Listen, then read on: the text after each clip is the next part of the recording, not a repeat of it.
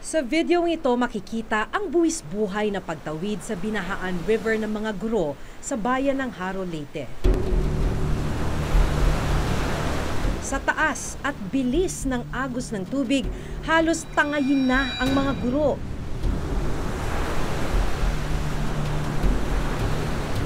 Ang ganitong eksena madalas daw danasin ng mga teacher na araw-araw pumapasok sa San Pedro Elementary School. Pagdating sa paaralan, mas marami pa silang sakripisyong haharapin.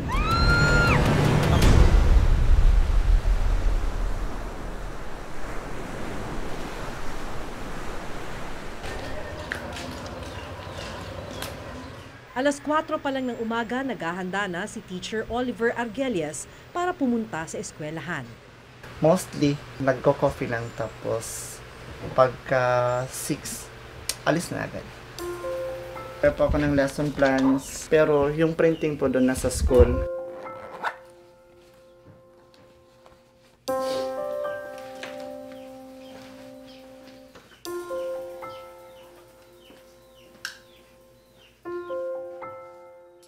Mula sa tinutuluyan niyang bahay,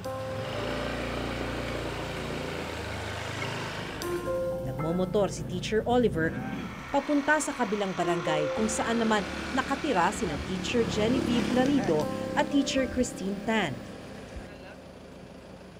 Sa bahay na ni Teacher Christine nila hihintayin ang habal-habal na maghahatid naman sa kanila sa Barangay San Pedro.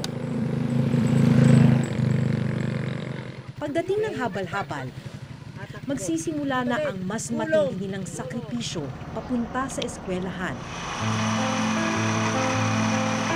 Para makatipid, nagkakasya silang tatlo sa iisang motorsiklo. Bawat isa sa kanila nagbabayad ng 2,000 piso sa habal-habal kada isang buwan. Pagdating sa Barangay San Pedro, magpapalit na ng shorts sina Teacher Oliver. Lulusong na kasi sila sa ilog.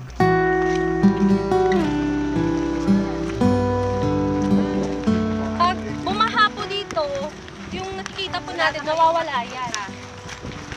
Binahaan River. Opo.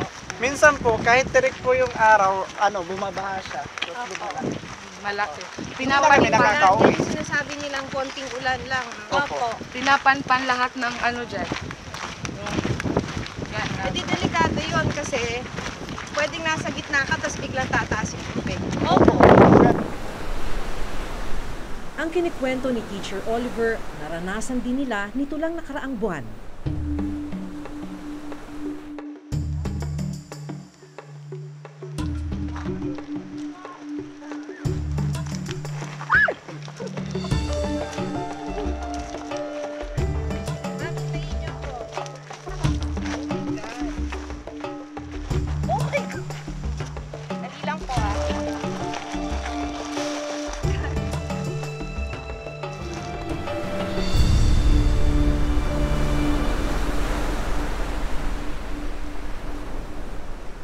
Maswerte raw kami ngayong araw dahil maganda ang panahon at mababaw ang tubig sa ilog.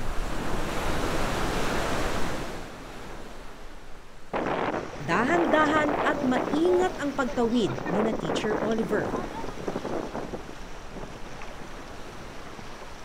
Malakas pa rin kasi ang agos ng ilog kahit na maganda ang panahon. Pagkatapos sumakay ng habal-habal ng mga teacher, ito naman yung kailangan nilang tawirin. Ang tawag nila dito, Binahaan River. Dahil daw kahit na konting ulan lang, kahit umaaraw ng ganito, ay biglang tumataas yung ilog.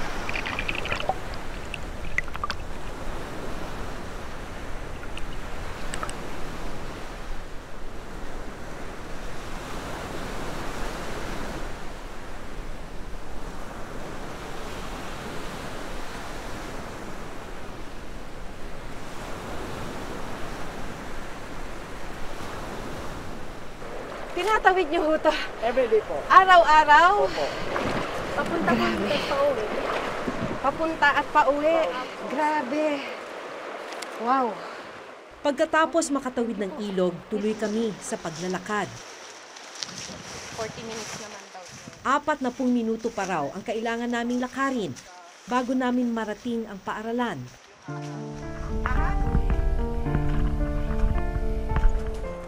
Ang pupuntahan natin yung elementary school ng Barangay San Pedro sa bayan ng Haro, Leyte. Ito na daw yung pinakamalayong barangay ng bayan ng Haro. Nandito yung eskwelahan kung nasaan may elementary school mula kinder hanggang grade 6. Yung mga estudyante doon yung araw-araw na binabalikan ng ating mga guro. Doble raw ang hirap nila sa paglalakad tuwing umuulan. Madulas po yung yung lupa dito kasi clay type po siya. So madalas po, nadudulas kami dyan mula taas pa baba. So may lubid kayo dito dati? Walang Kahoy lubid. lang, ma'am. Kahoy lang. Yan lang. Tapos pagka maulan, sobrang dulas dito. Pagka umuulan na, hindi kayo maatras? Hindi, ma'am. Kasi Diretso kailangan pa rin. pumasok. Tapos, dyan yung dyan po yung may, minsan nakadalawang beses na may aso tumatawid. Saan?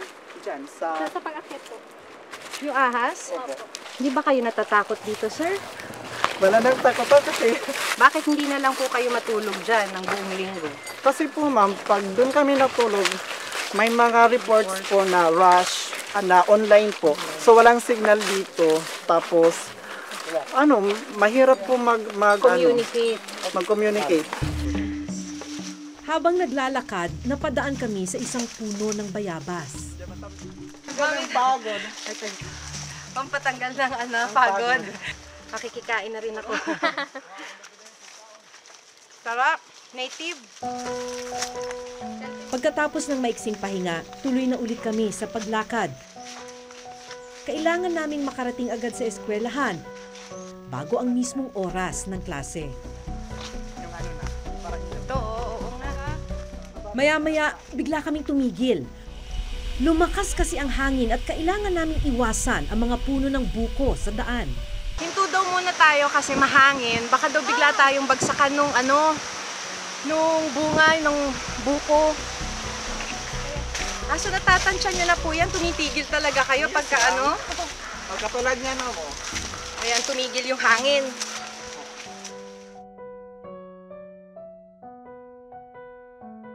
Ito na yung school. Malaki po pala. Ilang classrooms po? Bali, 6 na classroom.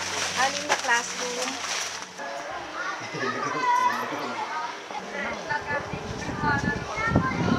After almost 40 minutes, nakarating tayo dito sa San Pedro Elementary School. Pagdating dito ng mga teachers natin, inaabangan na sila ng mga estudyante. Pero yung mga teacher, kailangan mo nang pumasok dito sa classroom na to para magbihis dahil basang-basa yung mga suot nila. Bibihis lang ata si na teacher. Inaabangan niyo sila lagi every morning? Yes! Mahal niyo ba si na teacher? Yes! Bakit mahal niyo si na teacher? Ha? Mabait sila? Tinuturuan kayo? Bakit importante sa inyo na tinuturuan kayo? Para matuto kayo, no? Hindi pa man nakakapagpahinga mula sa mahabang lakaran, sa hudyat ng bakal na ito o makeshift bell, magsisimula ng magturo sa klase ang 3 guro. Sa hirap nung nilakad natin, tumawid pa tayo ng ilog, bakit niyo po ito ginagawa? Yun po yung panata namin as a teacher. Wala pong reklamo kung malayo o malapit lang yung